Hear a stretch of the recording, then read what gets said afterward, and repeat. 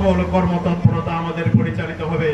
আগামী জাতীয় সংসদ মর্যাদা দিয়ে আদায় করা, এটাই তো আল্লাহর গোলামের কাজ, ঠিক কিনা বলেন?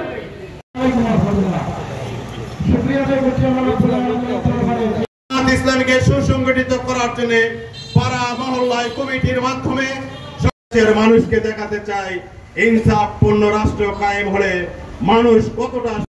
আগামী জাতীয় সংসদ নির্বাচনে জামাত মনোনীত এমপি প্রার্থী উপেক্ষা করে দিনী আন্দোলনকে প্রতিষ্ঠা করার জন্য বাংলাদেশ জামাত সাধারণ মানুষের পাশে দাঁড়াতে হবে।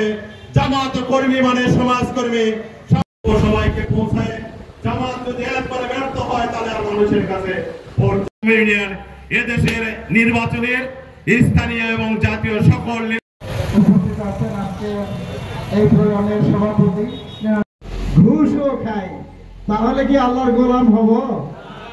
পরে রোজাও করে, হজও করে, যাকাতও দেয়।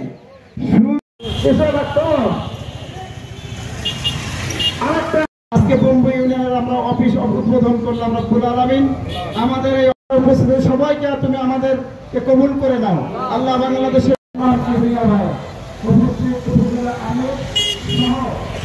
দুনিয়ার মুসলমানদেরকে তুমি হেফাজত করো।